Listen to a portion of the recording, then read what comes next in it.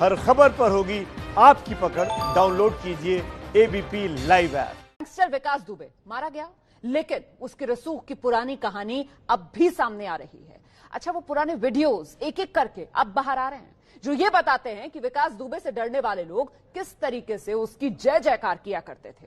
एक ताजा वीडियो और सामने आया, वायरल हो रहा है। ये पिछले साल का बताया जा रहा है वीडियो, जिसमें लोग नारेबाजी करते हुए सुनाई दे रहे हैं। जेल का ताला टूट गया, शेर हमारा छूट गया, इस तरीके के नारे। जेल का ताला टूट गया, शेर हमारा छूट गया। जेल का ताला टूट गया, शेर हमारा छूट गया। जेल का ताला टूट गया, शेर हमारा छूट गया। जेल का ताला टूट गया, शेर हमारा छूट गया। जेल का ताला टूट गया, शेर हमारा छूट गया। जेल का ताला टूट गया, शेर हमारा छूट गया। जेल का ताला टूट गया, शेर हमारा छूट गया। जेल का ताला टूट गया, शेर हमारा छूट गया। जेल का ताला टूट गया, शेर हमारा छूट गया। जेल का ताला। देखिए, कहा यह जा रहा है कि ये नारेबाजी तब की है जब पिछले साल जेल से छूटा था विकास दुबे। तब उसके स्वागत में गांव में ऐसे ही नारे लगे थे। छूट गया, जेल का ताला टूट गया, शेर हमारा छूट गया। जेल का ताला टूट गया, शेर हमारा छूट गया। जेल का ताला टूट गया, शेर हमारा छूट गया।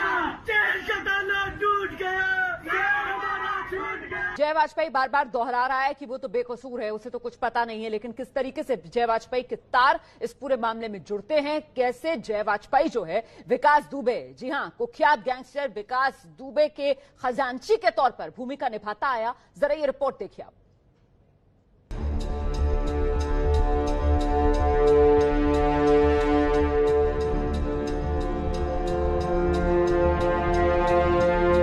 हमने सिर्फ उधार सर एक बार पैसा दिया था, वो हमको उधार मिला था बस खाली।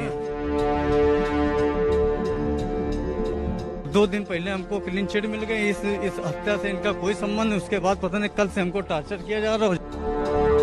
विकास को फरारी कराई थी? नहीं, कोई सर नहीं, उसमें सब क्लीन चिट मिल चुकी है। जबरदस्ती पुलिस फंसा रही, कोई काम नहीं कर रही है।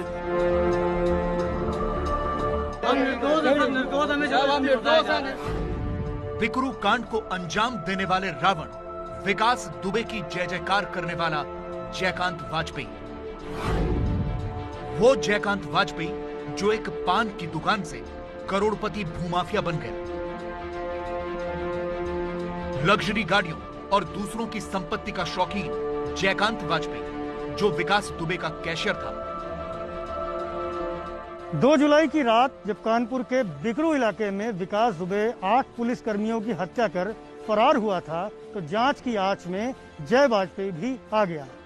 जय वाजपेयी के पूरे परिवार को यूपीएसटीएफ ने 4 जुलाई को घर से उठा लिया।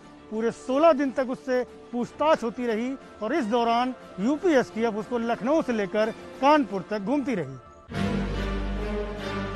जयकांत वाजपेयी और विकास दुबे के संबंधों के सबूत भी मिले, लेकिन आखिरकार पुलिस ने उसे छोड़ दिया। आईपीएस अधिकारी अमिताभ ठाकुर ने यह वीडियो ट्वीट किया और लिखा, सूचना अनुसार ये जय वाजपेयी है जिसे कानपुर नगर पुलिस ने घर लाकर ससम्मान छोड़ा। इसके बारे में एसटीएफ के हवाले से कहा गया है कि वो विकास दुबे का खासम खास, वो मुख्य खजांची था। उसने विकास के भागने का इंतजाम किया आदि। ये देख उन 8 शहीद पुलिस वालों की आत्मा भी अवश्य ही तड़प रही होगी, कष्टप्रद। कानपुर में जय वाजपेयी का यही वो घर है जहां उसे छोड़ा गया था। यह खबर अपने आप में हैरान करने वाली थी कि जय वाजपेयी को छोड़ा क्यों गया। क्या पुलिस जयकांत वाजपेयी और विकास दुबे का संबंध बताने वाले सबूत तलाश नहीं कर पाई, जबकि सबूत तो एबीपी न्यूज के पास भी हैं।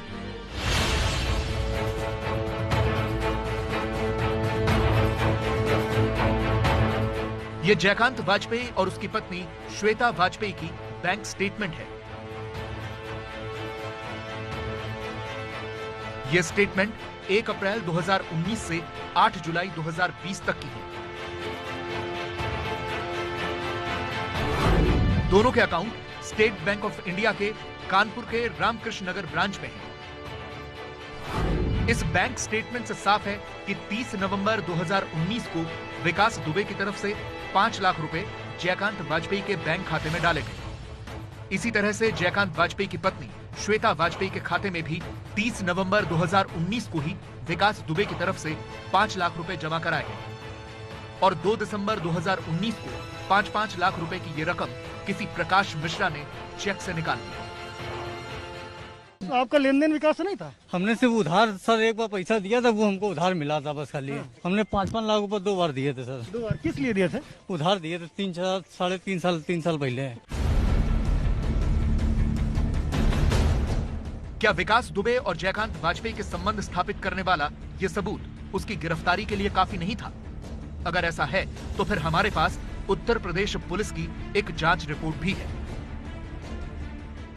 जय वाजपेयी के खिलाफ हुई जांच की यह रिपोर्ट मार्च 2018 की है। तब तत्कालीन एडिशनल एसपी कन्नौज ने इस पर कार्रवाई की संस्तुति करते हुए तत्कालीन आईजी आलोक सिंह को पूरी रिपोर्ट भेजी थी। आलोक सिंह वही हैं जो इस समय नोएडा के पुलिस कमिश्नर हैं। जांच में कई सारे खुलासे हुए थे, कई पुलिस कर्मियों की मिलीभगत भी जय के साथ निकल कर आई थी।